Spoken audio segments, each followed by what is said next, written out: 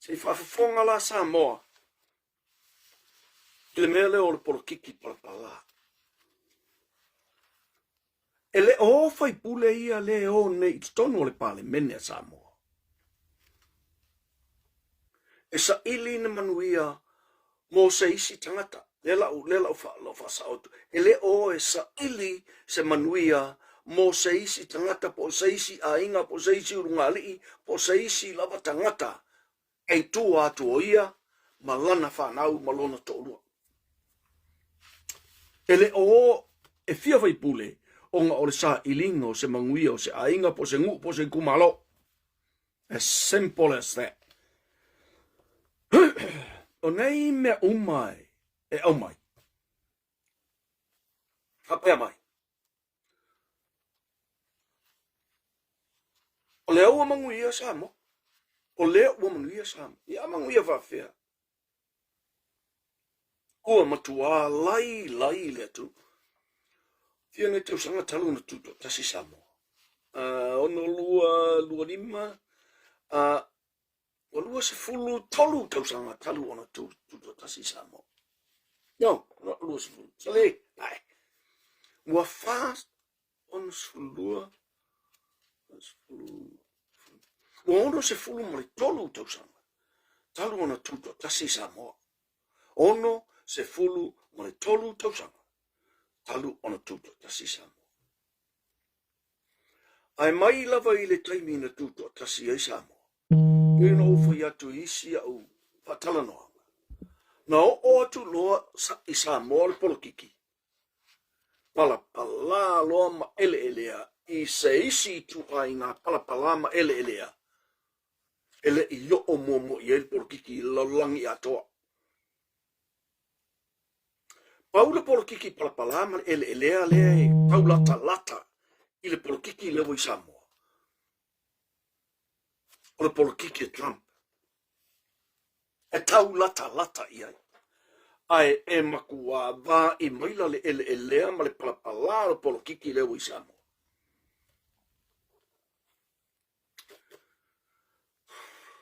Ma mea ia e maua le laulangi ato. Gaza, yeah, tight, my lord. Thank you, brother, for coming on to the, share with us. Yeah, talking about politics again. So,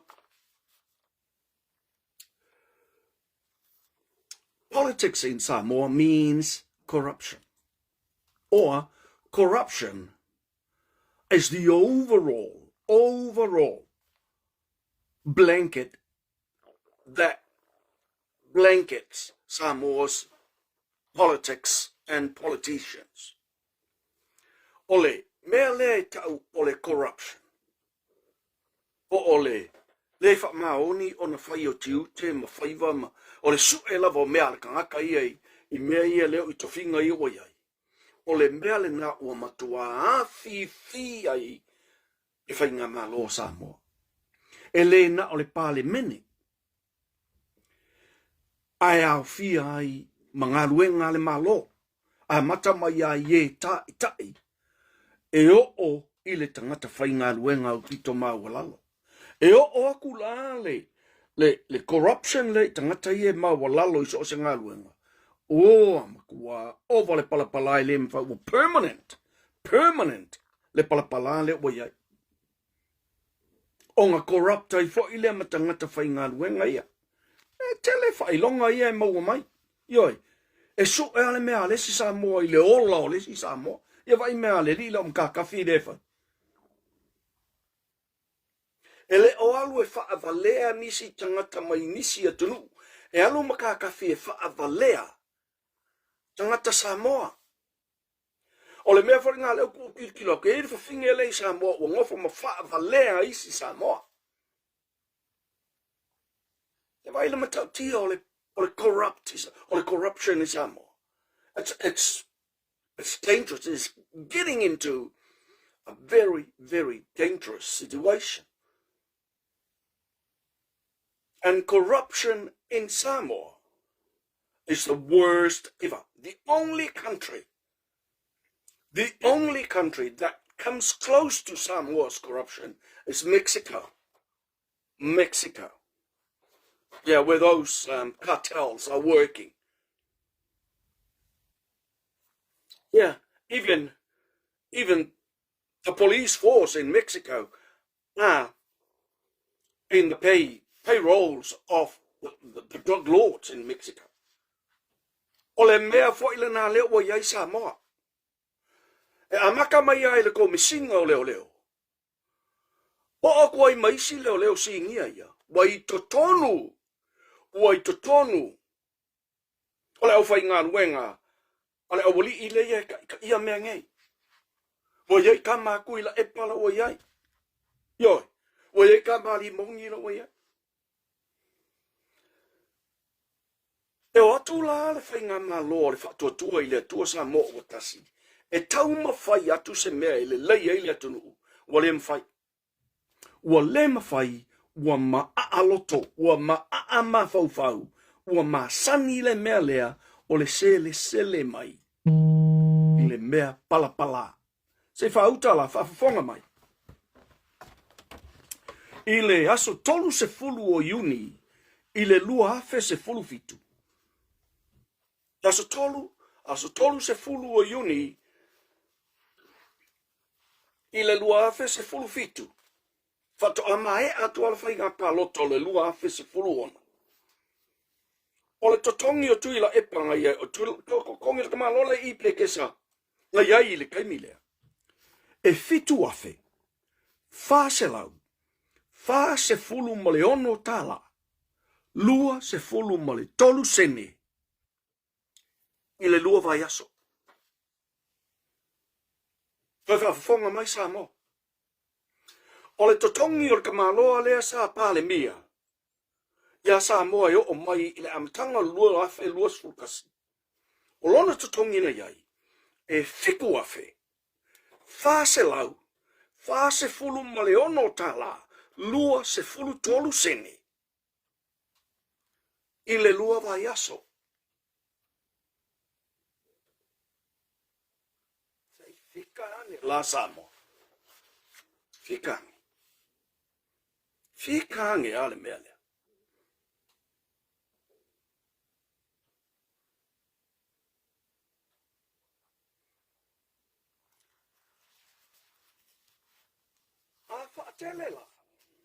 A whaatele la le fitu of this is before tax.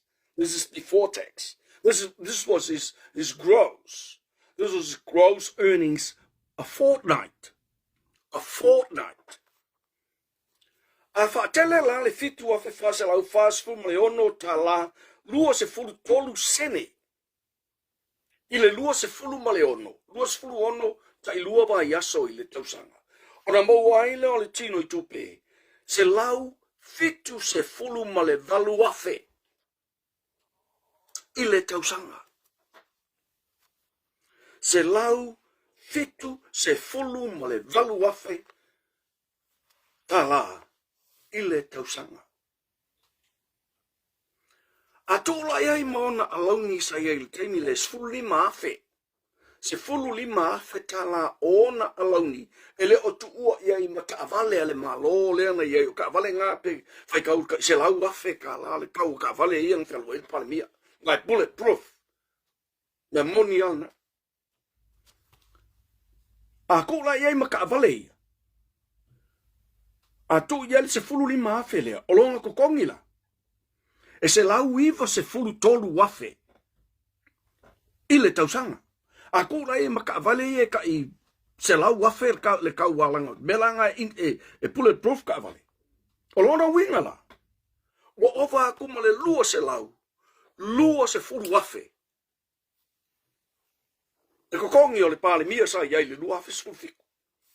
Ile tausanga.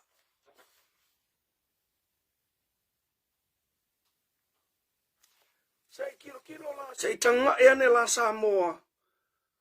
I le totongi o le tangata whai ngā luenga. 4. I le hourly rate na iai Samoa i le tausanga lea. O le hourly rate a Samoa. E tolu tā la i le tūla. A tolu tā la i le tūla. Olona winga la. E whainga luenga le tangata Samoa i le whase fulu I tūla. Whaatele I le tolu. Olona winga I se lau lua se fulu tā la. I le vai aso. Se lau lua se fulu tā la I le vai aso. A whaatele I le lua. O na maua le lua se lau whase fulu tā la. I le lua vai aso. A whaatele la le lua se lau whase fulu lea. I le lua se fulu ma le ono. 0, 24, 104. 4 carry 10, 24, 2, 52. O na maua lea o le ono afe, lua se lau, wha se fulu tā la. Ile tausanga. Le whaafofoga. Tutongi o le pāle mia, I le lua afe se fulu fitu. Tolu se fulu a iuni, I le lua afe se fulu fitu. Olana base salary. Se lau fitu valu. Olana alauni. This is before tax. Olana alauni. Se fulu ni maafe tala. A lai maka vale nga leo ke whekoi. Bulletproof. Ale tasi foila sta vale. A whaapopola maka vale nga. Wa ova male lua se lau lua se fulu afe. E kongi o kama lore. Yoi. Ile tausanga. Vai la I vai aso, tai lua vai aso. Yo ama wai lore ko kongi nga. Fitu afe. Fa se lau. Fa se fulu ma le ono tala. Lua se fulu toru sene, I le lua vai aso. E uma le kausanga o ngā lua kanga kale ngā lua le koru kula ile aso. E uma le kausanga kakanga, ele maua le kokongi o le pāle mia Samoa, I le lua vai aso e kasi. Kausanga atoa ngā lua ai le Samoa lai, ngā lua le tolu I tula le I tula. Tolu tala le I tula. Kausanga a koe ngā lua ai, ono afe lua se lau, wha se fulu tala. Ono tom.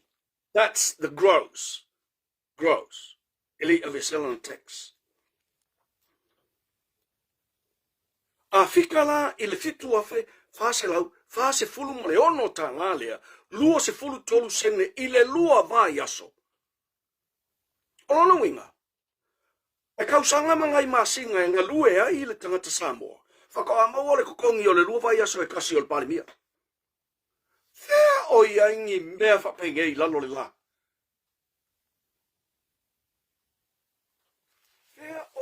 I mea whapenge I lalo le la.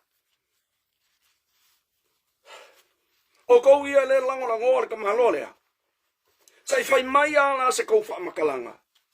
Pe whaafewhea o ngau kou whaamakala inga le vālea.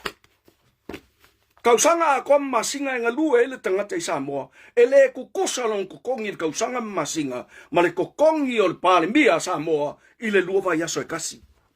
Sa ia mai a se kou whaamakalanga pe whaafewhea o ngā whaapalengi mea ia. Au mai se whaamatalanga e ono iaini ona pōna aivi. E ono iaini ona ano. E whaamālama lama ai le mea lea.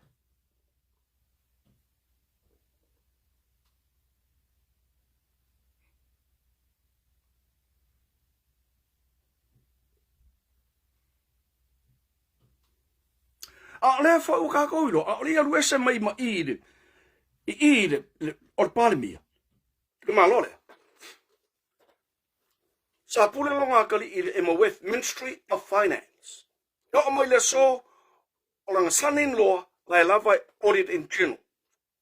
Auditor in general. O longa whinge, lai ole me NRE. O ia nga, ole so upu. Mole menari, pule I whanua, ma elele.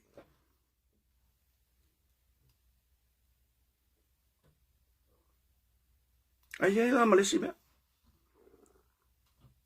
E pale mia, koe mingi skai I leo leo. Yoi, e pale mia, ai koe mingi skai I leo leo. O lona wingala. O I le mele I ka o leo leo.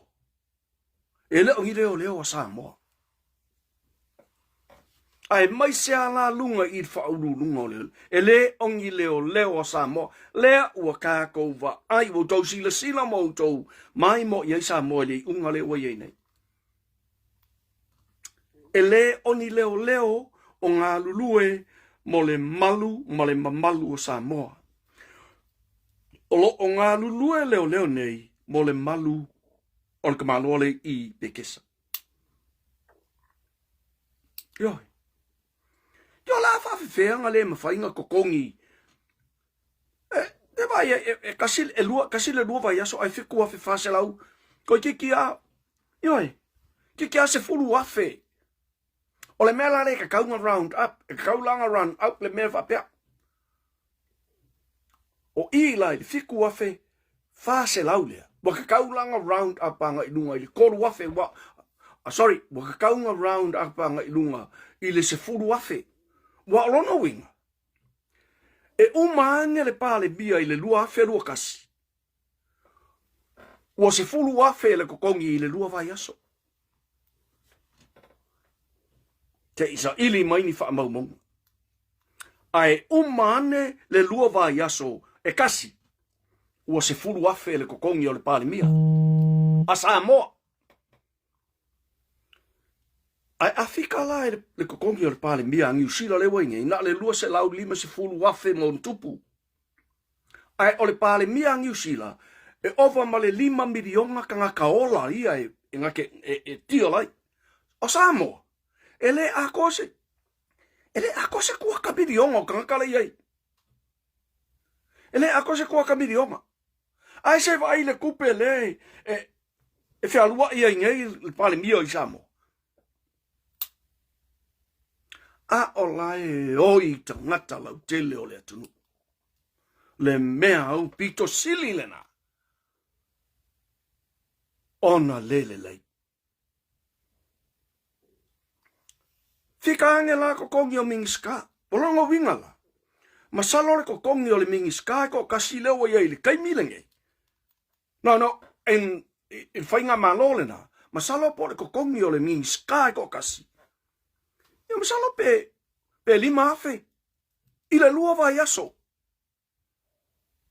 Ale ngapo pe koru pe fia. Ele fai kaua ngi se lau. Ele fai kaua ngi se lau kokongi o mingiska ia. Ile lua afe sfurfitu. Ele ngakala o le alu e yo kupe ale malo. Kupe ale au whaila fonga o le malo e kokongi e kangakangei. A o kupe fo ila ia o aku I grants, ma aids. Ele ngale o kako kirikilo I hai. Yoi. Ke ia o saule solo ma singi ke kele sua ele ma mewa penga. Yoi. Nga sa vali mai le pale me nge au ngoa ma se mea e kasi. Al kai minge. Ala le o feo I mo singi ke kele. O feo I loli koso uka ke kele. Yoi. O feo I pasi, o fai kau fia pasi la o feo. Ale ala le talia le tua. Al talia le tua. Skama I mea o le masingi e le anga. Ele ko fai faola. Yoi. E I u uma mea nei. E I u uma I le ele. E ati ele. Ale pawala nga o le mea lau kei loa. O le a fai mawhaaki ngā I o lako maka. Mo lako loko le kilo aku pe I lako masingi te unga kā ia kuku mai. E ngā le kuku ele o koe au ngā I se mea. Yoi. O le liu o le atua. Le whaati ngā leanga lako ke whaia I le kungu. I mea I ewa I o lako maka.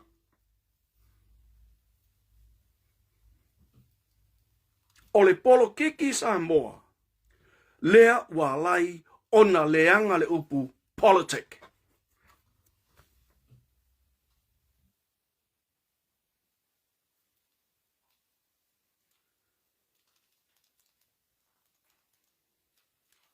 Kiki Samoa, le walai o ngai ai le meka o le dirty, very, very dirty politic. Lea ngai whaavai I lunga o le corruption. E whaavai I lunga o le lea lofa ma le manatu whaapito. Ioi. Nga ngawhia I kukongo le pale menge, e li loa. Mangaku whape, umangialo o lima kausanga ngeke o le koe saule lima kausanga, a ua maua se mea o ngā ke bua iai malak whangau malak ko lua. Ioi. Koe umangi fo ila ngā lima kausanga, koe luaku, koe pāle si whakosinga. Ioi. La uaku mea ai. La uaku kuumo meo ka I lima sifurka lai kongo pa Faleo'o. La uaku whangpia, la uaku mo meo pusa moko I kiki a elo. Paane lava lo utopa ia Samoa. Ioi. Ya. Saus kanga ka vai lai o I sko inga lenga mai sko inga lenga ko ngiel pases sko inga lenga mai kusi lenga kam fainga ko wo ngisila ia lenga fa mai ko ngi ia ka ko pases ai le se men ko ngi. Ioi.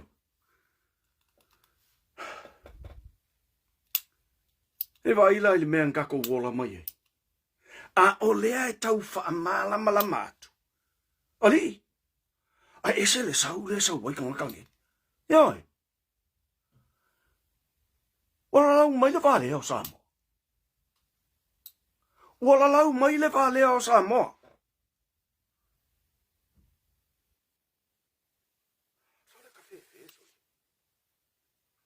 Ka whewhe le toe e o nei tangata. Angi ngā au vāne lava lau taupa ia ma lau tau ma malu Samoa. O se ngā au oi ka malole ngofo I pekesa.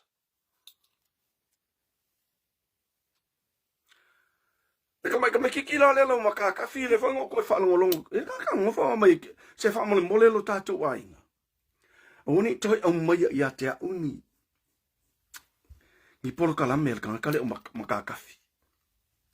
Wana o le whaoso ai o le ita maanga salai fuala uloto. Ai. A le mea langa e mau, ia. Ali maka kafi o la whamkalanga le ia ke o e soia e te le mafau I le atunuu. Soia e te le mafau I le atunuu. Ma ia e mga kua le mea lea, la tala le la whaetia oi. O te lei loa pe ai se a. Ngā lainga o koe solo muli si ingo oe ala kongi o I lalo about 15 meters. Te lei loa po le almea ngā lainga o koe solo muli. Mua. O whalongo ko susua o rima ese le mangongi.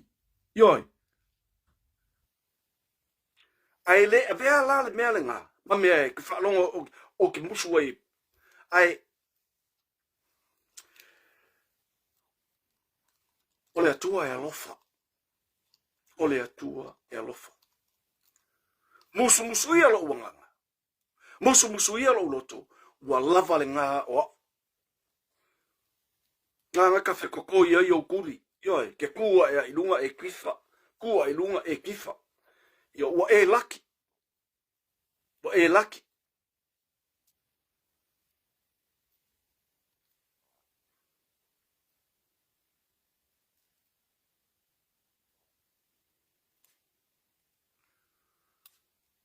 Ai so ia e ke le mafau le atunuu. Se vai no le mafau ki ngofo malalau le valea o le atunuu. Oi. Yala la lau mai nei la le va leo le kungu o li maka kafi. Ai se fulu lima kausanga o eiling viskea o kilangi le isa umbiang pas. Ale ke wa foi ngai fo kan malo fa mai ka fa king fa ngal wanga ma le manager ke wa ngai la ku so mo ngai la ku ai. Wa la ku foi mai o solicitor. Afa yakula kanga ka yeke o le ku nga va ku o accommodation fees. Ale ke vai a wako whaki ngā mea o loia e whaingo whiang. Sei. Whako a mana whakali ngā loi pe pelo. Eke pe pelo, you are a con man. Inga wo oki e. Le foi lawa e sola. Ke le iloa foi lapo fele si mea lewa e alu. E alu pe pelo ia o le loia. Ke le iloa po fele mea lewa e alu. Whaavai la au e foi ngā kanga o le loia. I'm a solicitor. Sole. Ya solicitor ele o foi le journalist me le isa mea e kasi o yai. Pa wala mea wala nginga e oso fai lo journal lo le kiolea. O lau mea lo le brownie e po le ale mea nganga fai. Ai le se o kusi pasi o iai, le ai ma so qualification e kasi o iai. Ai e matua nofo mawhai sau ta talo whaafetai. Ele i mawhai ngā kongia o ilano. E ngā o koe whaasolo muri, ele i kongia, a wā ngā kongia o ilano.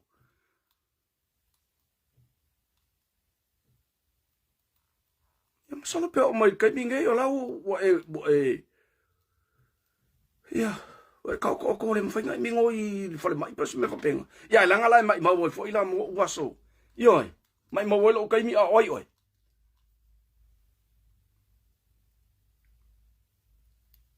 Ai no fo nei ma la lau mai le valeo le tunu. Mai.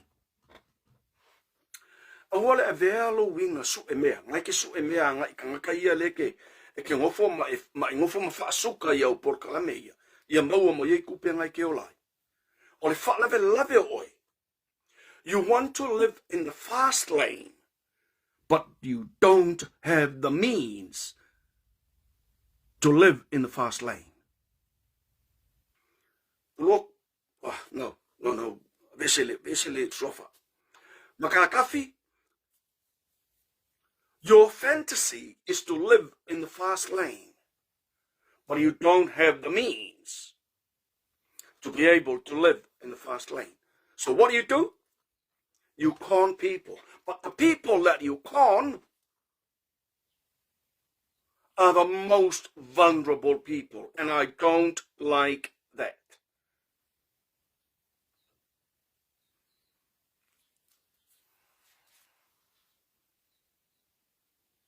Karosia ia maua ifo o se isi. E maua ifo e se lo makua sasalo ulu sang fa malu. Yoi. Me fa valea ka ngaka fa. Lea lofa. Ale wa sa ngela lau mai le va leo le tunu. Ma au mai au pai oi kong wa le si le. Ele ai ma se mea e mamai lo loto ma lo ma fau fau. Matagofie.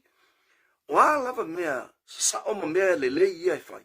Le se mea e kasi e mamai lo ma fau fau. Le anga o oe ole ki Apollo. E te nofo ma fau fau au wala le anga. E victimize i le si tangata. Leo langa le na. O leo langa fo le na leo la i le tele o Samoa le moa nei le melo le corruption. Yoi. E no nofo ma fau fau au wala e tonga fitia i le si tangata ia maua ai le mea mama ai leiloa. O mo victimize le tangata lea. That's abuse. Pay o le abuse of power. Le fai nei Samoa. E vai lai o me fa maungi ai ke leo ko kongi ia le ngofo ngi kanga ngi o pale mia ma. E sa vai o le fialu e se le silo mo kua le. Ki nganga ngai loa. Mo ka kaunga o se o le fialu e se. Ai sa. E langa lau soa mali al do vai aso waku. Sa ngi mai le ova male valu afe. Se furu afe. Yo, se furu afe. Do vai aso. Ala e lua ku asi. Se kanga makiva sa ngi mai o. Se lau valu se furu ka la lu vai aso. Yo wal tongi na se lau le lu vai aso. Yo. So, sorry, saying mai se lau, yoi. Lo se lau fa se fulu le, ile lu vai aso, ave ese ile afa pea la ole, afa pea ole taxa sa mo es fulu 5%. Ole as fulu 5% no lo se lau fa se fulu. 15, 0, 2, 0, $18. Ono no winga la, afa pea lo se lau fa se fulu le gross. E lo akula se kanga lea. Lea waku saingi mai langa lua se lau duas fulu lua tala. Yoi, wala wa be se le taxes fulu valu tala. Ai se va e fa langa fa kusa mai de lua se lau duas fulu lua kala lea ile lua vai aso. Masalo pe fa fierce, yoi, pe fa lua se fulu nga mawang, no. More than that. Mi fa ngi lua se lau duas fulu lua kala. Fako a maua le fiku afe fa se lau fa ongo. Ila lua vai aso. Ia ngalu leo stangata le lua se lau lua sfulu lua ta lalo no tomi. Yoi, whakaula apa elengi. Paunga le me maua. Whakaula apa elengi ma le paunga suka e kasinu. Ia, kau, just trying to make ends meet. Ile aso e tasi. Yoi. Ai ala kuru fiku afe fase lau fase furuongo lea. Yoi. E ala ku foi lai le fale. Lau e oia me lengo tuunga leo le ngaki lo le fionga le ripale mia. Le pale mia. Yoi. E le alu se tupe se mea e tasi. Ei se kupe alu. Wa voi faalo longa le tunu eba. Se vai la tangata le tau aloa.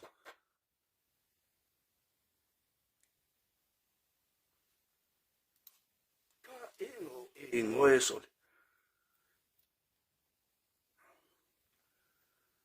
Ingo e. Ngara ule mafiku afe fasa lau fasa luongo le ave o. Kele ilo la para fa fena fai.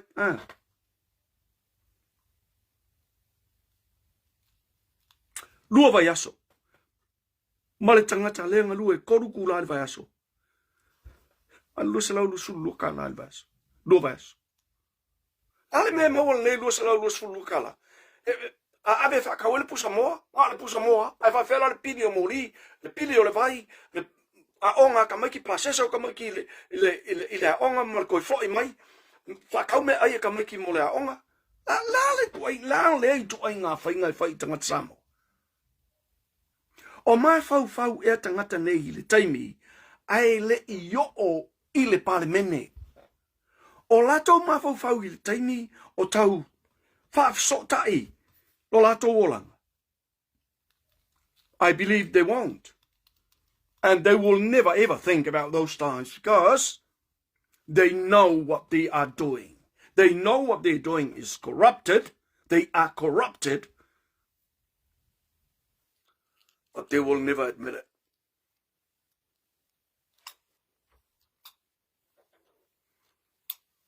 Oh, God. Whatai kalangeli a pia. Tai tele le mafuta. Tai tele up. Le mea lale na. Ioi. Ata tilo atu ne ia I. Whainga ia le. Ia le fwoi lawa au maile. Ile vai aso nei. Vasa lengengei. Le wa mai le fai unga. So mai fai unga le. Whamasin sili. Ile mata upu o le whanga whetalai. O se mata upu sa le te tauana o le whamasinonga. O se mata upu I know o te taua ya e valea mai matua valea ma elea. Pala. E se ali ia whika ue whai ei whape. Tulou la walau taupa ia sa moi nei upu o te talai. E ala ona o whaingoina o le mata upu e valea elea pala. Ona o lea I loa le leia e kangakangei. E lea I se tūla whono, oi le tūla whono whawai. E lango I le tangi le ave o. O lea whau wala tauloa, wa umana advice, la au maile advice, ala Attorney General. Na, the selling year, ele whawhonga whetalai le Attorney General. E au mai sana whau tuanga. Pe ta tauna pa lota. Pe le ai. Mai o te mutua talitonu. O te mutua talitonu. Ana whaapea mai le Attorney General ile whawhitalai le awe te pālota. Langa, such so and so, it's going to happen if you vote. Olona winga. E whaanga ele whawhitalai le whautuanga le awa o le loia sili e Samoa. O le loia le nao pi sili on le maulunga. O ia, o lona tofi, o le vaai, o le whaatinonga, o le tūra whono. A lea lau a watu nei le talo sanga, a le whawhonga whetalai. Au mai le whautuanga le loia sili. Ngai lo le leia I la, wani ia le ipe kesal kama, lona e manga au kuruku ia. Ioi, au eli, au lo lei. Na la tau lo le leia, wa a mai le whautuanga, wa la tau I lo le lei fo, o la tau na whaia tūra whono. E le ai se pona po se ila o le pālota a le whawhonga whetalai. What is it called? A deliberate vote. It's not a majority vote. Simple. Deliberate vote, not a majority vote. A majority vote. If I maka upu fo inga le, afa pela apasia ngi se maka upu to tonu al parliament. On the vote le, afa pela luas furuongo. Nga paloka le ole fon fetala ye lusu fitu ele situ, ai luas furuono le situ, ni mo le 5 tolu. Ole majority vote lana. Ole deliberate vote. If I nga le fon fetala ia yai se leo si ona I tu malo. I to tonu ole fawai. Ia matua mai o le lei. La iai le sao faasale le anga numero tolu. I le pasia ina o le fawai le tu la fono le o le fawai. Walanga I le nga o le fonfetala iai ana oia. Ole ofisa o le fonfetalai. Ole ofisa la o le fonfetalai. E te tau ona wha mamalu. Ole wha mamalu la le fionga le fonfetalai. Wa ka atia ai ona mamalu o le ofisa. Ai sau ole whaipule o lona I tu malo. Vote lo ole whaipule o whaasale le anga numero todu. Ele vote I o se fonga fetalai. As simple as that. A deliberate vote. Ole vote, ale whaipea ole vote. Ole kamalo le ngofu I pekisa. Pei kukusa la vote. Ole e vote ngai mo le pa, ai vote le fon fikalai mo whaasale le anga numero todu. Ale fo whalango. La fo koe ave pili. Ja pili there. Ja pili there. O ka e solesi. Samo. Se o te mutua whaafetai le tūla I mai o le ainga whaatua I le tua Samoa o tasi. O mea nei na o ta matua tinga ai. Wa lewanga ka ngofu ma tinga. Yoi. Kilo kui mea nge whai ka maloa lea. Maanga ka ngaka ia. A vele tūla I mai o le ainga. Whaatua I le tua Samoa tasi. Se whaafonga la I mele whai nge I ka malona. E ke pepelo, e ke ngaoi, e ke pepelo, e ke ngaoi, e ke pepelo, e ke ngaoi. Yoi. A o aila le pepelo ngumel kasi ma le ngaoi ngumel kasi le tongo Samoa kaninge. O aile pepelo ngumel kasi ma le ngaoi ngumel kasi le tongo Samoa. E ngumel kasi ko ngumel rua, ko ngumel koru, ko ngumel wha, ngumel rima, ngumel ongo. E o le fia afe ngumela. E le iongo ongo ai lunga le ngola audi le marito. Yoi. Ole makuanga oi, ma eli aulor kamalo. Eli aulor amanga oi. Tau popolo iei male le alofa. E alofa ia, nga oia malanga whangau, malonga ainga, ise vai longa le. E pale mia ia, ai pule longa kali I kupele kungu, yoi. E pale mia ia, ai Galulonga fingi o konsula le office Samoa le konsula Samoa consulate Samoa le Amerika la New York e pale mia ia ai o kika auditor in general e ko lua longa fingi e pale mia ko fai pule a ko mingska leo e pale mia ko mingska kope a o lea ia ile leo le inei ia ile leo le inei yualin konge o nga au, nga si iai whanga I lunga ia nga mai le ngai whangua. I le whakungunga ka maloa lea, e ave ku'u I langka vale, auangi kiu kia whanga ia. A alai ku sa oi longo ma whakingo le whakungunga, a mai whakungunga ka maloa lea, whakingo longo I leo ia, piki lunga whanga, ave I olka vale. Le I kiu kia. A sa wailanga mele whai. Whai mo le uka whanga la auli langa waku Samoa, pola whaisanga ami. Ele foi se ami Samoa o fanga foi nganga la wa koe la uri la nga lai sene le lei o la nga makua ui a wala le tu la fono Ale pei o nga whangai nga avaku. Len le nga whangua I o I buka uku. Anga waku asi I whanga awe ka whane le I o le kiuke. O whangalanga leo waka apenge I kokongo Samoa. Yoi.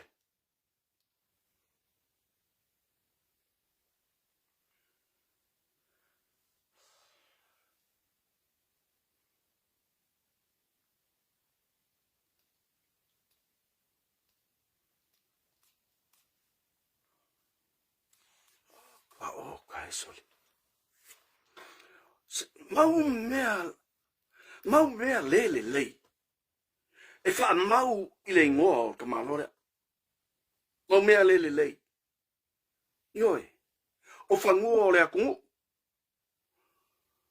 O whangua o le nupi whare nga whai mai ia panoa. Ngā laku whakongu nga ia. E awe mai whangua o le nupi whai lulua nga au loku. Se whai lepo poi. Whai lepo poi. Ia. Ma le whaanga o le polling sia le nga whaanga I o ngā ainga ma ka ngaka uma le fia I. Rei lo fo ila. Ka ngaka uma ia le ulu ma ka ngā ruenga sa mo le iengi. E le ilo fo I pola ko ia le ngā le. Na whio ai peo. Peo lai whio ai taxi. Fui ngai. O kilangi. Faleo'o. O kilangi Faleo'o. O kilangi Faleo'o. O kilangi Faleo'o. Yoi.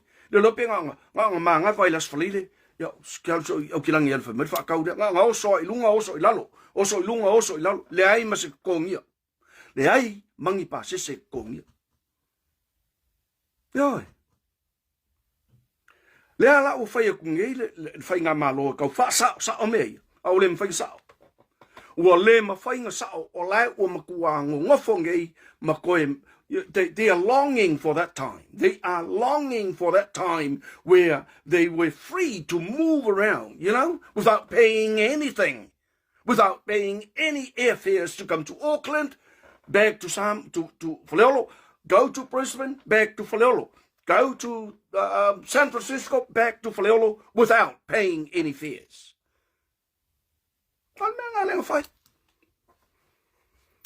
Alela woso ngai fai mai koe fai ngi fa alele. Ya la fai fa alele. Anga sa orfa anga ngo kupe ia ngala ua kui Samoa.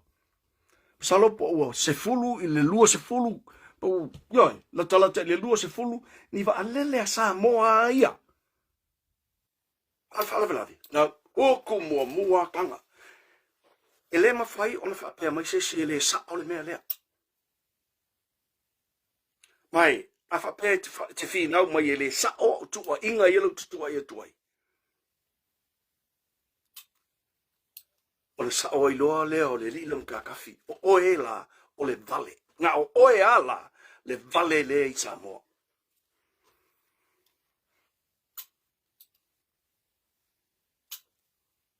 O le mea lenga. O le mea lenga. Lea la ua tūla I mai nei. Lea watu la I mai nei le. Na inga whaatua tua I le tua Samoa o tasi.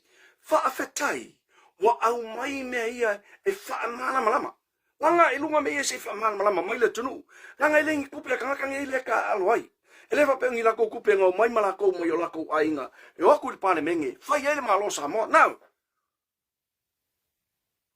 Ngō mai kerengo ngoa vaiane lava Samoa. Ta o ia ma ofu nga pipi I le pa nga waku malako I o parlemeni. E alane melo I ufailu nga kupe. Yoi. Golulu. Golulu o I mamasingi. Mamafai.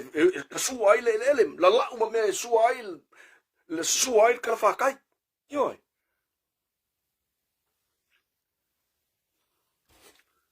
Lele wo o I meleka o le privatization. They privatized the government's assets.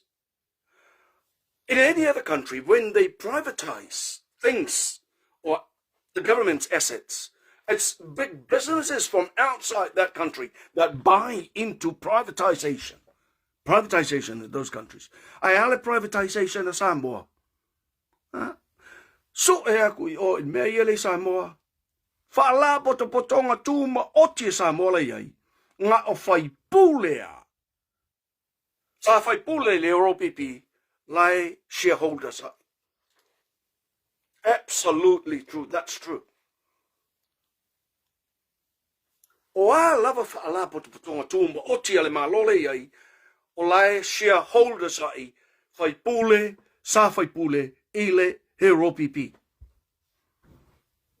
Ai ngau aku mangia lako kupe e privatization? No, nothing at all.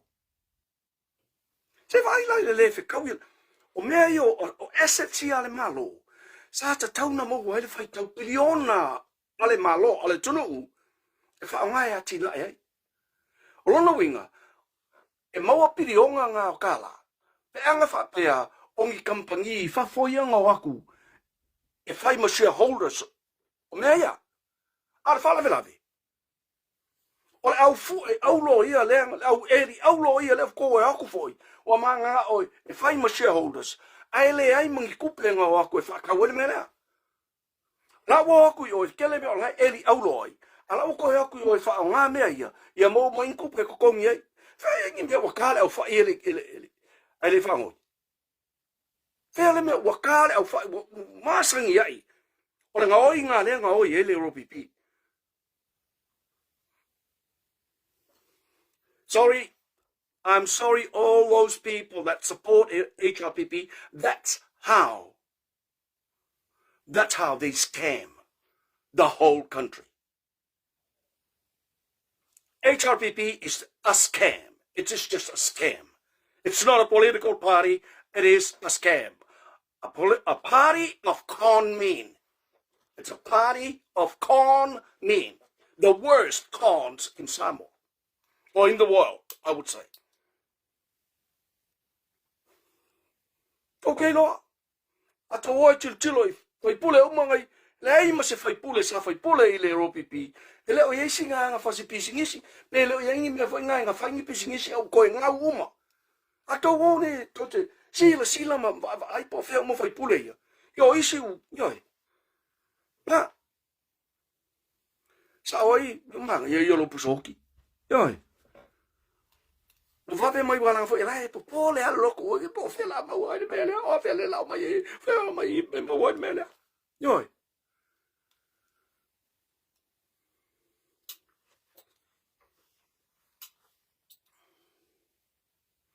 ha ingo ye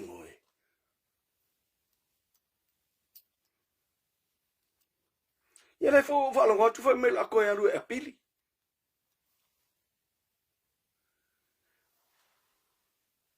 le fai mai ai le pa loka I le mele ta o le majority vote o le pa loka le nga aga fa pela o le majority vote le fi ngau mai o fa kula e sao ai langa le o se majority vote le mele le fi ngau mai o le me ka o le deliberate vote o le vote le na e vote I le fofonga fetalai o le fai pule o lona I tu malo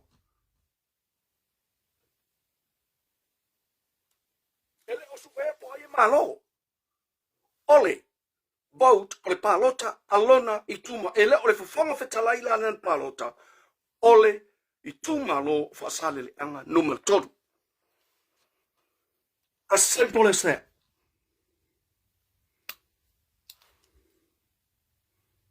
ai au mai ngai pepelo yo a fala e kua infa ke ala oi pepelo ke ngoi ke pepelo ke ngoi ke pepelo ke ngoi ke pepelo ke ngoi mo fa fiang fa yala fiang fa yala audio mani tolen yo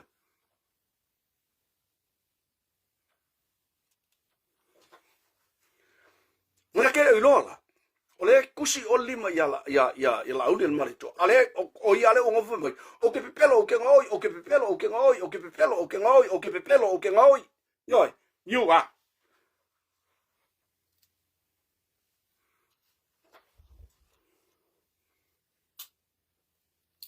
ana pepelo manga oi na audio mari to bo levang fa pui I kangi e kolse lau luas furum fia e kangi ngang ave o from singoi ana pepelo la manga oi kani la ngai lai tan malala ai le ai anga fa pela o auli lenga kangi ai ave I kani la ai ngao yo ma ole fo ia isi tangi ya wole lo po le me le wole ave ai wala fo ila olang fa ngau umalai ole bukanga ruanga leo yo O langa whangau I kupe. Ele I whangau mai longa mangava, nga whangau mai anga kupe nga oi iang le kapeia. Yoi. O kangaka o maa ia e whai ngā luenga, ile malo, ele o lango ina. Ele o lango ina. Le whinau mai ale whaatua ile atua sa mo o tasi. O whangau ngā ka maloa lea, ngā whangau mai anga kupe nga oi. Yoi. Whangau mai anga kupe nga oi le kithia kuai. Yoi. O ngā whangau fo inga whangau mai I le whai o kusipepa ma wak ia. Oi avele mere I o whai e ke alu, ia alu I au kirangi, alu I Samoa, alu I Australia, alu I Samoa, alu I Amerika, alu I Samoa. Whaafia ngā whai ngā mea. Oi, o le se waalele.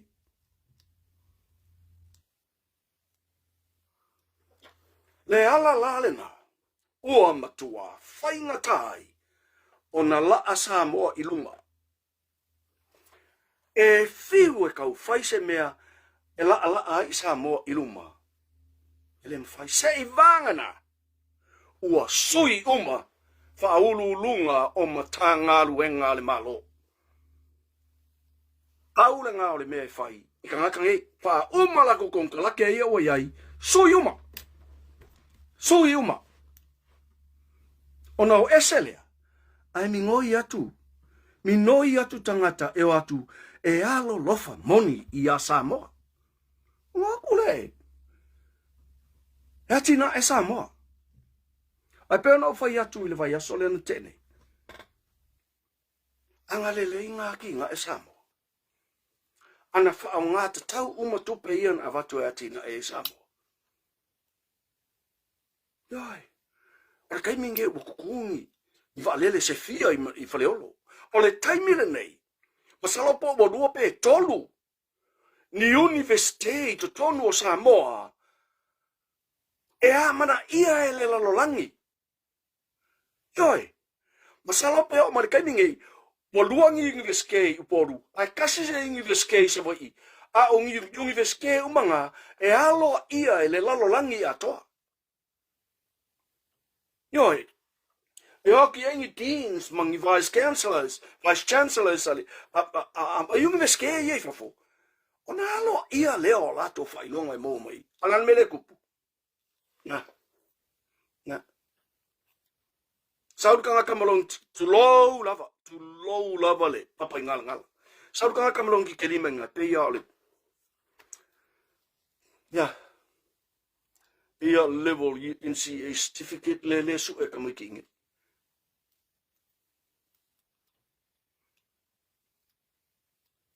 Ya. Te tatou whahutala ia I le mele ukupunge. Ana lelei na faasoa tupe na avatu as grants mai New Zealand, Australia, Japani, Britania, IMF. Ana lelei tupe na avatu as grants ma avatu ma aids from the World Bank, from Asian Development Bank, ma isi. Anga lelei na faasoa kupenga, which is the amount in billions of dollars. Billions of dollars lenga avaku Samoa. A mela nga whaanga Samoa I whawai whale la koe pala I whai lalo. Sala pe whai kaupe nga se lau milionga. Tupe na whaalu I mea la laiva ai e Samoa te mil Whikala. Whapela korpe whape 5 pilionga ianga avaku grantia. Whikala pe anga whape e lua pe koru pirionga langa whaalu. E atina e Samoa. I le koru se furu kausanga le karuai. Whaare mawhau whauna tātou tutum tilo iai. Oka se Matagofie o la i Samoa kei minge. O i koe fia ngofo I fofu. Ngai. Pela ana o whai atu. Whanu o le taimile nei. Wa i ingi universite ke kele I Samoa. Walanga foila. E fia o atu Samoa, e fia o atu tangata I Samoa, ona ole lelei o le tau. E fia o atu tangata I Samoa, ona e mawhana whole year round. E o ale kai misu fo ngale mai ase tema ia aperila. E uia ina yaina ia wha. Aile, it's not that common. But all year round, it's nice and warm. Good temperatures. But wale me leanga, o le humidity, the humidity, It's the killing factor il tau Samoa. Ai le o le vivela, we are not that hot. Ele o le tau Samoa ise tolu se fulu lima, tolu se fulu ono anga i le faasoa degrees centigrade. Ele o ia le vivela o Samoa. O le vivela o Samoa a le tolu tasi tolu lua degrees. Tolu tasi tolu lua degrees. Tolu tasi tolu lua degrees. Sometimes 33. Ai le ova atu iluma. Ia atunuu nei. Ai ele kaimi o ila lo central o tako ele faasoa degrees centigrade. O Australia ao ina vivela Australia it's more than 40 degrees centigrade.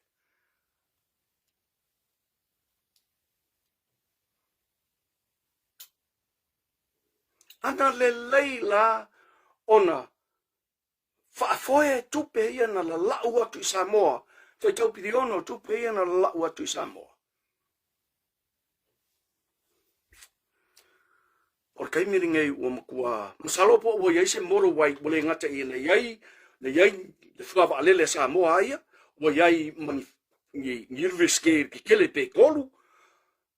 Ua iai fo ima se moto wai e alu fo ngale on the road here. E alu fo ngale built as a highway over. I awala uma iai lalu. Ko inga awala fo ngale leka ki tole e kungula yo. Yoi. Masalo po ua iai se awala fa pena. E rua kua ia pia kau ma laiva alele, kau murfangua. Ia iei mas awara whapenga, e rua kua ia pia kau ia le paka. Whapenga foi lai sa longa e kau sa whai. Ana le leina whafoe tupe.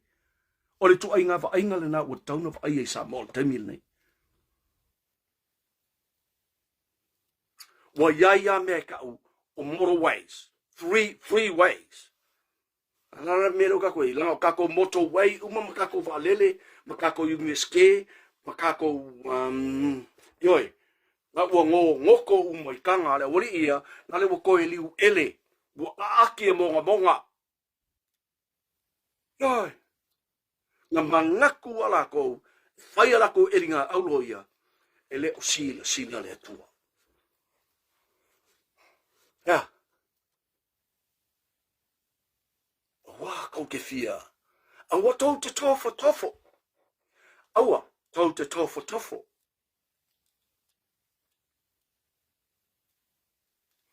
Olo si whanga le tua iau tū mea nei whai.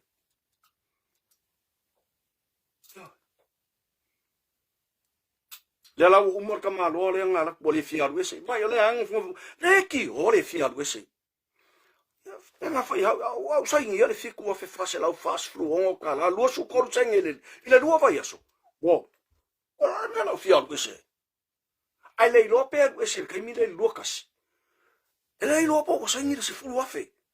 Ile lua vai aso. Who knows? Ka fefe e soi. Ka fefe. That's just a guess. Masalo akidip maybe 8,000, 9,000.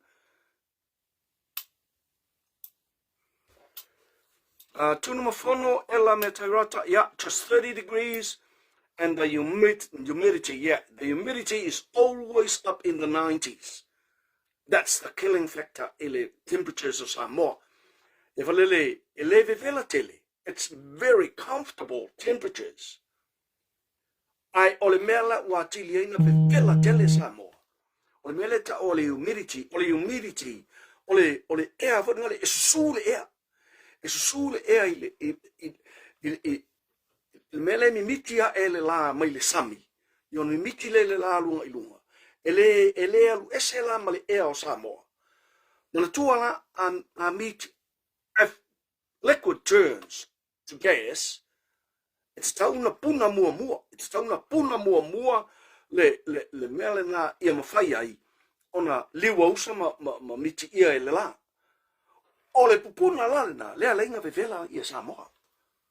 So we don't actually see the sea boiling up, but that's what's happening. That's what's happening in Vaiaina miti ia ele la le sami le suavai mai le sami o Samoa. La na o le ausa lale nga mankofo i a puna se ti tata se vaiane lava po se ulo a kango i kui elori ma vivela. Pape nga lale ausa le e le ngala o le humidity o le ausalana, lea laina maua le humidity o Samoa, lea laina vevela tele. A Samoa ia mo na temperatures, e le mamau tele benga kolsful kol kasko lua, at the most. O isi a taimi lana nge o le winter le southern hemisphere, e kaimi o le vevela o Samoa, luas fuluvalu degrees. So, ole tulanga lale na, so I'm sorry, wanga I tatou faasoa ono. Yeah, tasa mea ngā foi. Tatou te tala noa I mea umai au ngā mo tatou. Anga whapea la le leiga wha au ngā kako kupe inga wako. I said Matagofie. You know, you just sit and fantasize the kind of Samoa that would have been. Not the one that is there now. Not the one that is there now.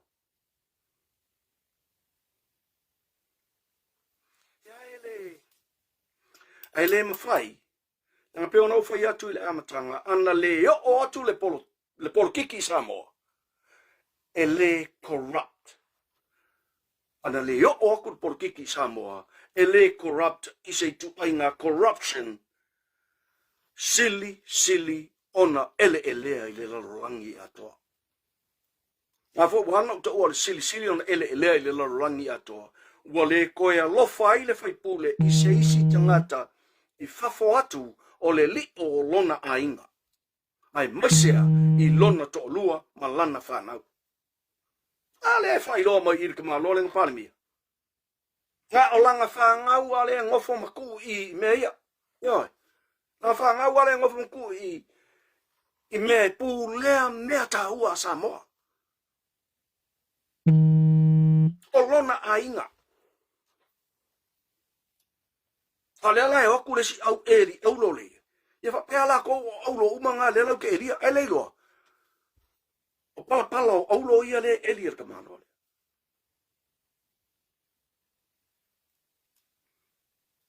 Whapea la ka ko whaalungo. Io kau sua inka kau sua inkupe e pe ia ia ke isi e kala ua kuisamo.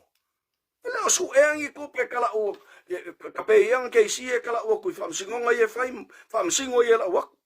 Nau. Alai. Lava le kupe la e whaulai. Kupu ale mea ruak, osoak. A lele pōngi sa, ngofo pōngi sa, ia lele rangi lele. A whai ako e sui, le ai langa sko inga ngofo. Ma mai kusiringa vi o kero iau kilangi, mo wherua iau koe ia, mo sau, raku. Yoi. O koe kupu ngā mea kaimingei, nā. Ele o toi tupu mai le, toi tupu. Ele toi tupu. So, o te tau, o tu waina o mai whai ngā palota. Ua, tu wai, ona o mai le tātou whai ngā palota. Nā le mea aia. Wa kaun kiki e se ngā o mea. Ka kiki e se ai ma le ori I. Ha, le li I ngā le o pack and save. Mula kama ngā le o wapako. Yoi, kiki e ke kua I o ma le li ngā le. Le zero pot ngā le. Le hola le maa. Ya, masalo pe a waku nge wa kafea ka wa fe wo. Yoi. Ole ai se mea. Ya o fera le mea la ko e wa ku le me fa o la le boy kaun ka I o le maa la o la fa. Yoi. Ya lo ko I malan ka ba ngale. Mai airport. Na. Kuri ese. Ele onge tangata le atua. O le taimi fol nei le fonga fetalai. E le fa tonu atu I lau fionga I le fonga fetalai. O le taimi fol nge nganga a maka le fonga le sorua fiku. E iai tangata ia no nofo I tutonu I e le tatau ona no nofo I. Ua le o toe avea mani sui fai pule o le atunuu o Samoa ona ua turi ele pāti ngā lako iai. Tangata la nei, lau mai loma lisi, ya, kaun kou kumuri mani, ya, kumuri ese mani moka. Ya, aleo, sa kingi, ave kankai e wafo. Awa ngal whainga kaun whai e.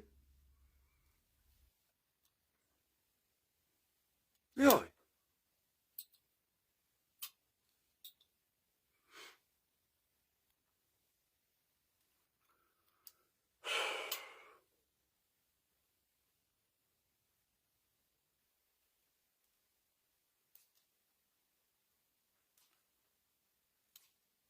e mama mea e loto mama.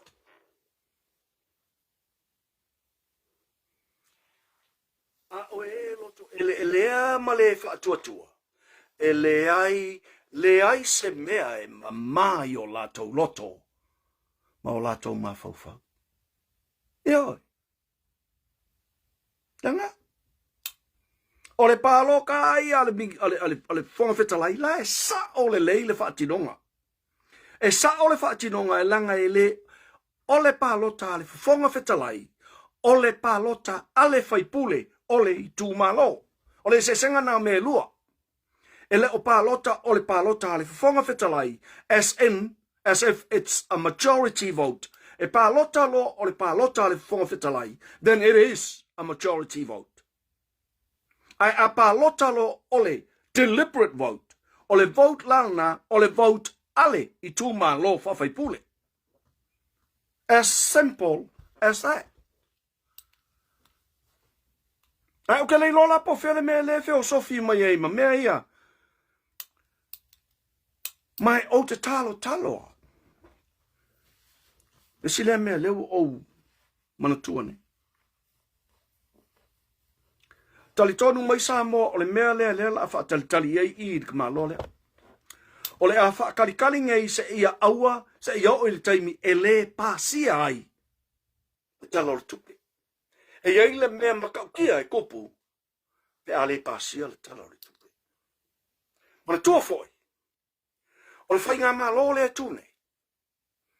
O le whainga mā lo le ainga whaatua tua i le tua sa mo o tasi.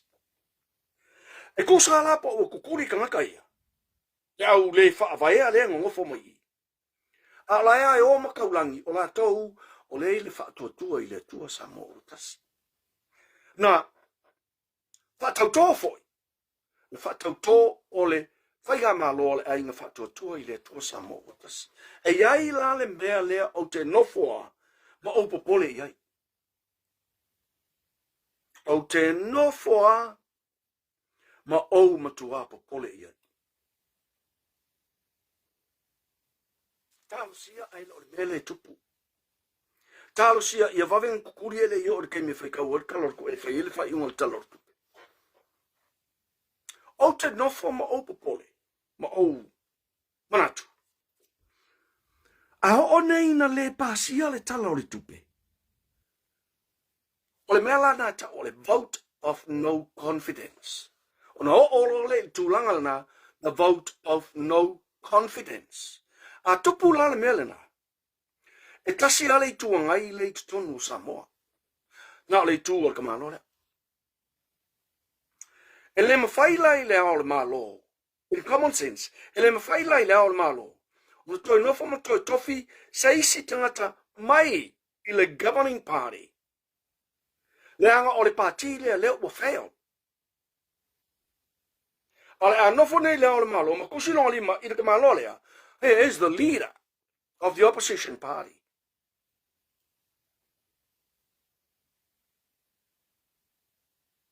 O lona winga la. A le pāsia le tala le tupe. Ona tātou sa aune lea. Ko yofi mai kongu le. Ko kaila lea. E sau ngei runga. As a caretaker government. Ia. A kako wola e kulanga le pele. Ukoe. Kusi ele limo le ao le malo. O nga sau lea. O ainga ke au maia. Ma ke au maia. Langa whaila kusi. O longa limo ka makau. Ma ke au maia. Langa mingi si kao leo leo. Le li leo back and safe. Nga ke au maia. Langa sui alimia. Ele ko yaise mea. Ele ko yaise mea i e mawhat. O nga kākou. O ngofolo le mawhakarikari. Masalo e uma le lima kausanga ngei malesi lima kausanga le malesi lima kausanga malesi sailonga ai. Yo. O whaka milo i e o bungi whaisa whainga pāloka. Ai kia teika i ale mea.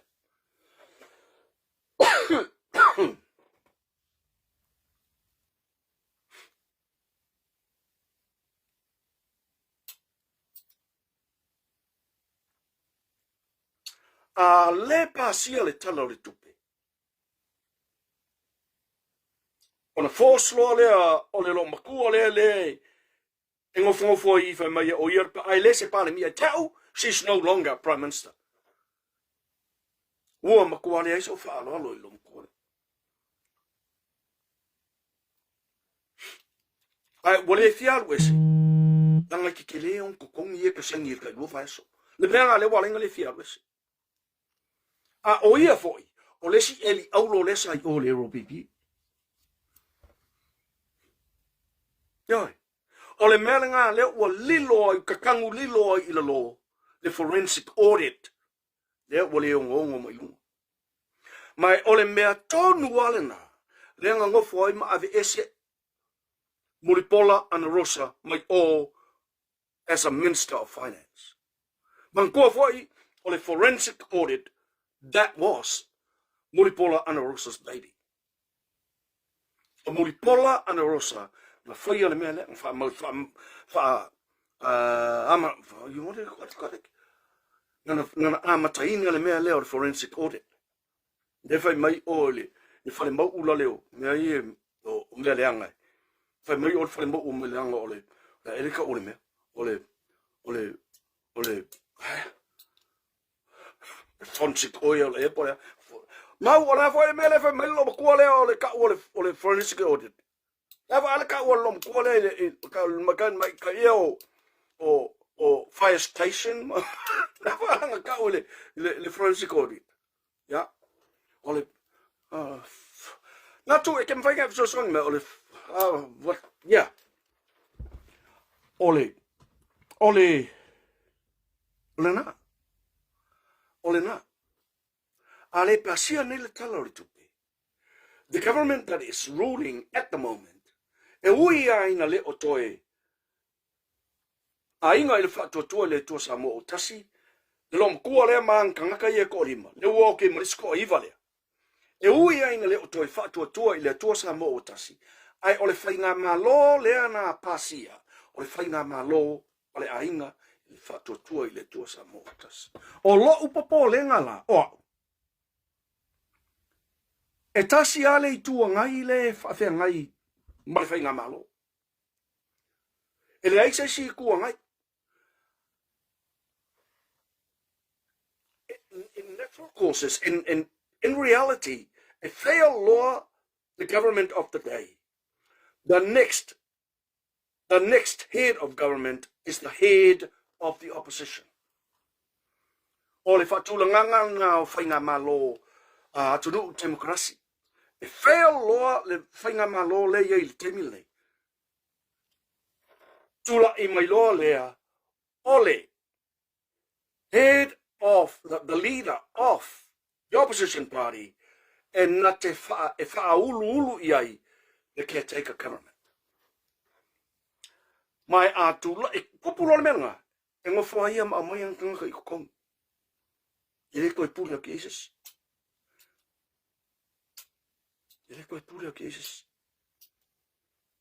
Forensic oil. No, it's not forensic oil. The word is not forensic oil. Ele upu ngofolo. Even so la ya. Forensic oil. Ele wangalo I tap. Ya. Ai malo top foi bai sala Joseph Tosilia. Natu, yes, it's a caretaker government, but the leader of that caretaker government will never be from the party that is the ruling party now. The picking the head, the leader of the opposition, nanga ese alako la tofoi fuanga malako fainga ele o faia ile fainga le o fail, because it failed once. A government fails, ele ko e whakukoinga. Paula le mea la kikiro ele au malo. Ko e mai o lang kamare. E tupu lo le mea na ka lo whai a kako samo. Ka lo whai a kako. Ona iai lo leo caretaker government. I masani ia lai mo meo caretaker government. E whaatali se iai lesi, se yo mai lesi whai ngā palota. A le mea la lea. Masalo pe umar kausanga lea, malisi kausanga, malisi kausanga, malisi kausanga, malisi kausanga. O lai ai on ka kou te kagana. O le a makua uar ka malo lea, ya maya umo, ma firi umo le mea mangalo kai le ko yisparoka. Mbea le na, e ono tupu, mai e ono tupu waila, le vatau o le atunuu. O tua patatua nao, menei. E ono vatau ai le atunuu, ona yai lea o le toto masaa I to tonu o Samoa. Le tūlanga le na e le aise se Fio ia.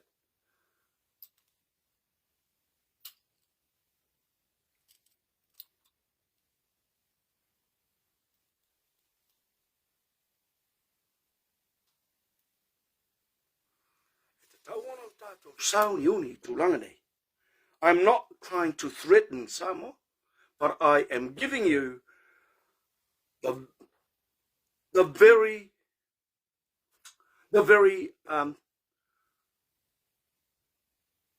most next scenario. If a government fails, then the leader of any opposition party that's there at the time will be the next leader.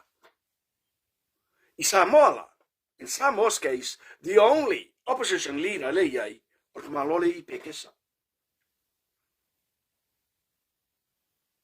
So ele so tula fono la le o le malo pe fa pe ia nga o fail ko fenga malo da tu watu la I le opposition e la ko ki fa o fa ingol malo as a caretaker government. O se mea tātou te le Faleo'o ia. O se tūlanga e tātou te le Faleo'o ia. O scenarios nā lea ua o tua. E ono o iai. Te ale pasia le tala o le tupe. E lefa pe o le ale pasia nei le tala o le tupe lea. O le tala o le tupe. Nā o le koongo lea lea o le aise mo kukui le ea. Ma le sito o iwa lei. O valu, yo wale wale setis. E lefa pe ma o la kou le I mena. E kasi ale wa ai ale ao malo. O kanaka umangei, ngā waku I kokongu e ui na le o toi ai tonu, ole ai ngā whaatua tua I le tua Samoa o tasi. A ole whainga malo. O whainga malo ai ngā whaatua tua. Ai ngā whaatua tua I le tua Samoa o tasi. E se leo leo o whainga malo. I form the caretaker government. Ele ai fo I la se tasi. O le current government. Whaongai I te malo. E kuma ia ia whaali langa pule. E o kakau loa ari ko inga winga iai.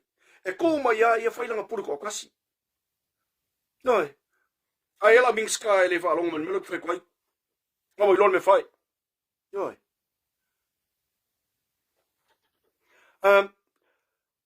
Tunumafono ela matairata, that won't happen. You know, majority won't. There's no chance any scenario of a majority is going, because our 20 is not the opposition. Our 20 is still, this 14 are still part ole whainga malore nga sa tonu. Malala mai, prele po mamala fam. O tatou luasa fulu, yes, it's legally. O party na. E ui ala inga le whakula fongo, inga ko sfulu whalea. Ai langa o le lato whainga malo. O le melengo foi, o le melengo mai whakasi e kongu, ina ua mai tonu le whainga malo. E tau ala, o le whainga malo le ainga whatuatua I le tua Samoa tasi. E le o whaiala, is a majority. Noi. Ele fai is a majority. Langa e tasi a. Nga le lua pati le tonu whainga malo Samoa le temi nei. Nga le ainga whatuatua le tua Samoa tasi. Ma le ropipi. A fail la le whainga malo le ainga whatuatua le tua Samoa tasi. Kasi ala me kapa ele malo. Kasi ala me kapa ele malo. Ole opposition. Leader of the opposition. I might be wrong. I might be wrong. O te leo whaafefe atu le atunuu. But that is the most likely scenario. Pea le pasia le tala o le tupe. O le tatou wolo lea i se whainga malo caretaker government. Tatou te le fie. Le mea lea tatou te le toi Faleo'o ia.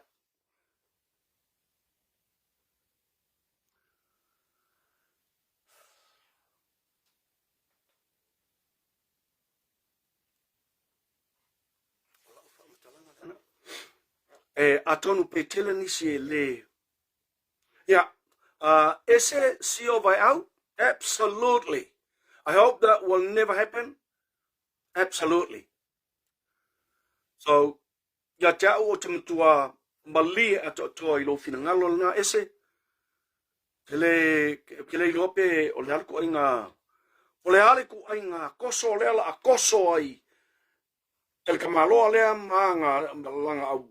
Yeah, lela a koso ai sa moa. Ya tupu le mea na. Tatou te leo o se tūlanga. Tatou te le toi Faleo'o ia. No.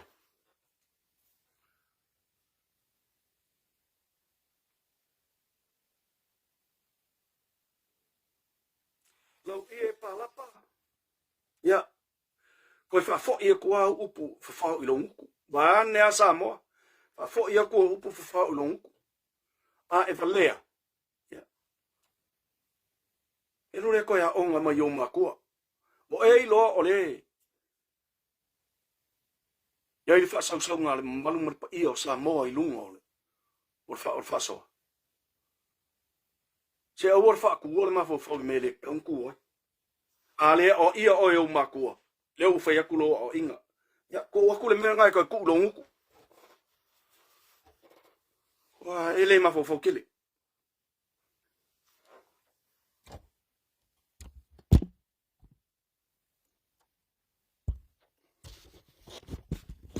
O le mawhau.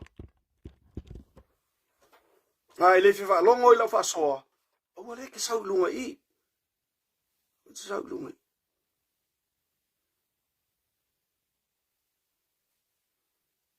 So, sa moa o lo ule nā mā lama. I le mea I o e te tau ana tātou sauni uni. Tau ana tātou sauni uni mea moni. Ai le angala tātou sauni uni I ni mea tātou te manatu na manatu e tupu. But this is the most likely scenario. Look whaasoa atu ai. O le most likely scenario look whaasoa atu ai. Nanga na le lua patia le officially. I le malo I tono le pale mene sa moa. E ui ai leo o ese le kos fulfalia. A o lae lavai I mata o le malo. I mata o le government of Samoa. O le whainga malo lava. O le whainga malo a inga whatuatua I le tua Samoa o tasi. O te le masalola. Te a kukuri e se loka ngaka ngei. A o le I whaia le tala I le tupe. Ia pale hala kuranga I taunga o iei. Ioi. Ia wala a kukuri geila. A wako ila mariko o iwa lea. Ko se fulu wha leo ka ngaka o le pale minge la wo ese. Ua ta tau lola, ia te au lamalo o mawhawhau. E te le losa nu mela wha pe o ese o whaipuli o le pale mene. O ka kau lon wha ka ape le pale minge koe whaiparoka. O ta tau loa. I le ao le malo. Ona awana I toi whaatali I se whautuanga e watu o le pale mia. Wha ka ape lo le pale minge. Ai koe whaile snap election. Ai a tātou kalanoa fo ila le snap election. Fia in kanga ua le skala I paroka. Ua fia ni tangata oi Samoa ua le skala I paroka. That's another thing to think about.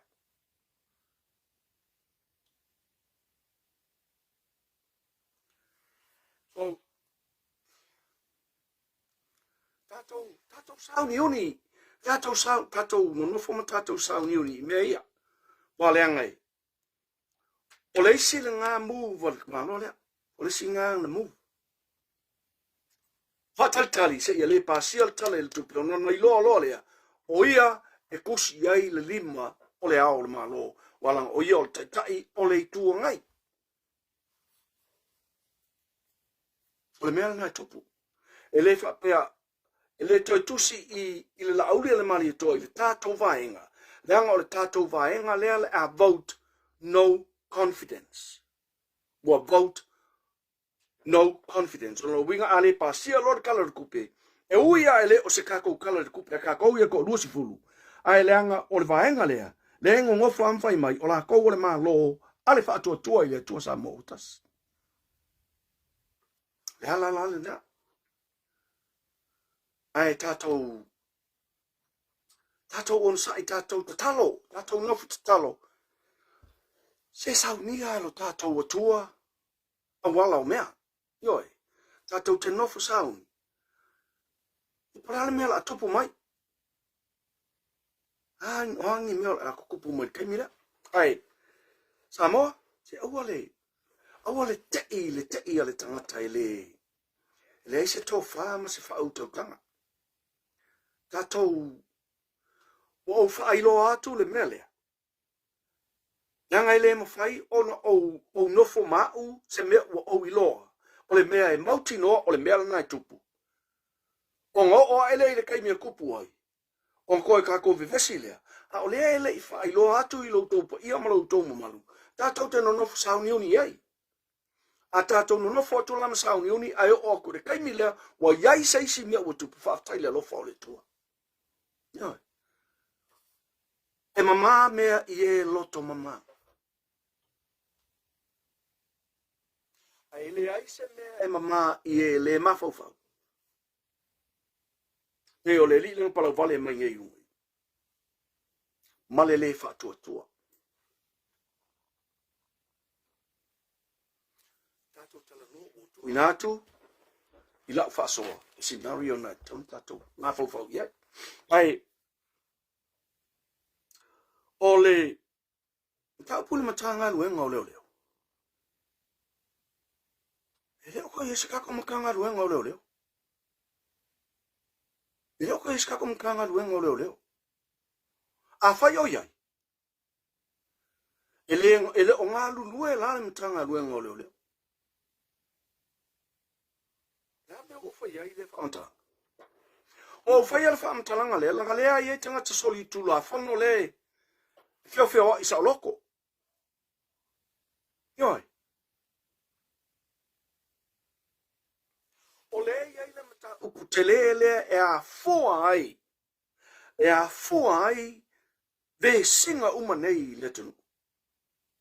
Alange le haima se mea kasi o whai e. Le wa sola le li i le ai.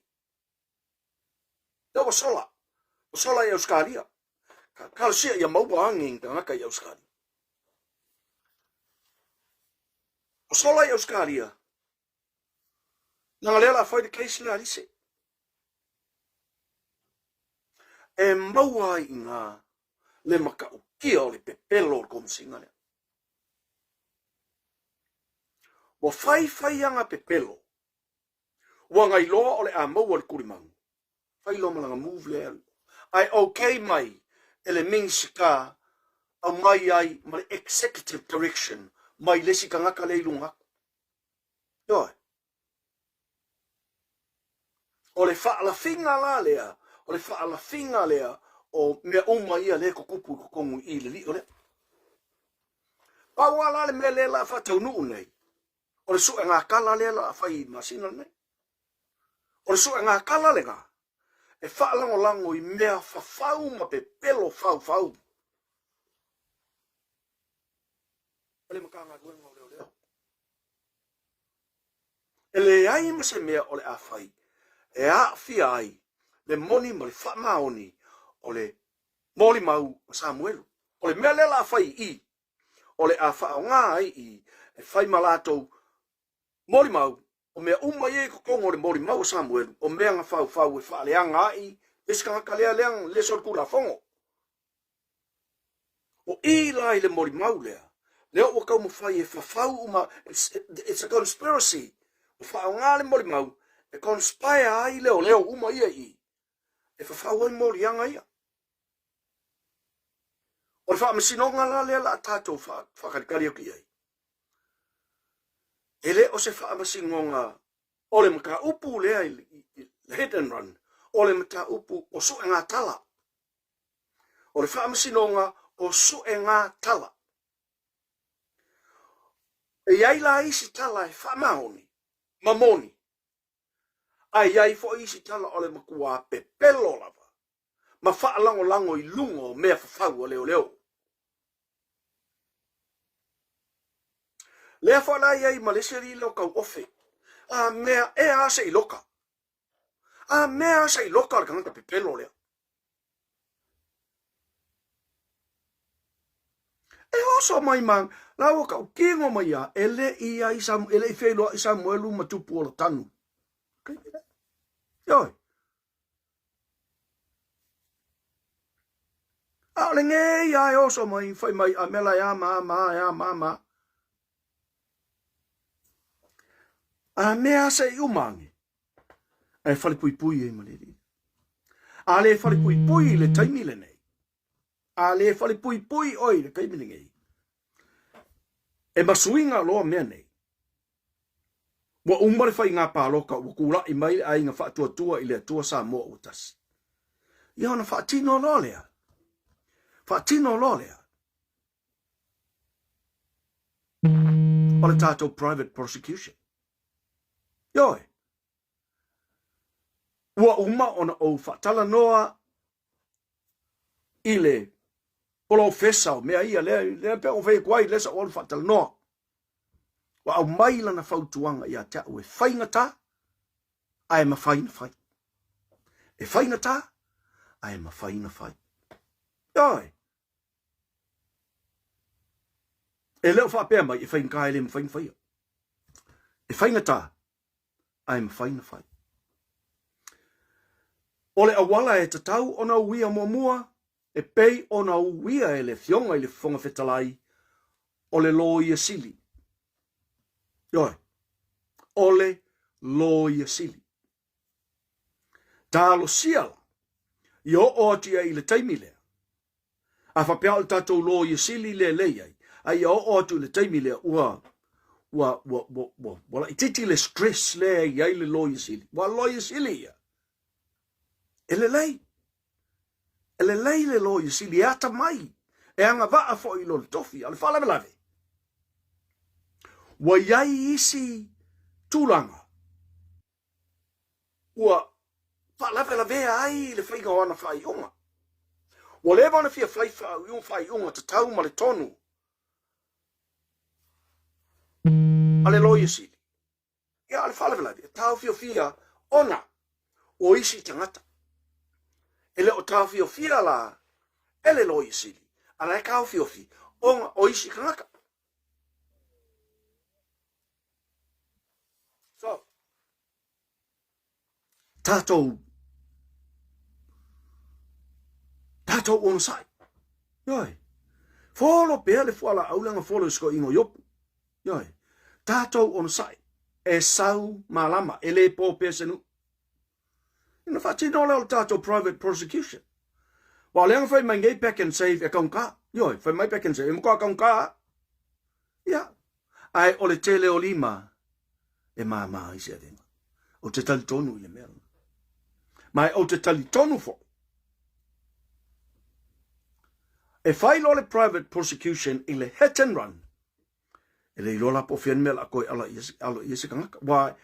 A whai le private prosecution, we bring our own lawyers, our own investigators, our own judge. Absolutely. O le mea lena. E le whaamasino ina. But it will be a huge cost.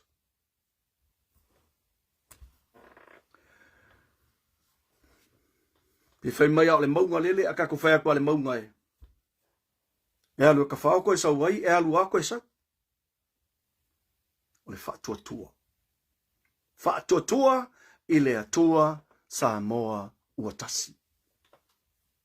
O le tātou ingoa ana. So se mea tātou te mawhaia I lo tātou so tau au.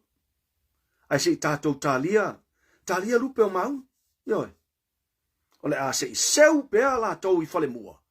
Ai kako seu I fale va ai. Yoi. Kako seu a kwa I a se lai seu mai ala ko I o ma mai ala ko mau valus fulu mo mau. Yoi. Seu mai pea la ko lai le a kiki la ko seu a misi. Seu misi. Yoi. E tatu titila toa. Yoi. Na. Kako seu a kwa I fale va ai pole ale mea la kua ye aka kua foi a walengi lupe. Ya. A bisalo po ye ngai. Na ya ko ye ngai senga fa yo. Yo. Ai. Fa moni ye telele tua lo fa fonga anga samo. O le tatou faasoa.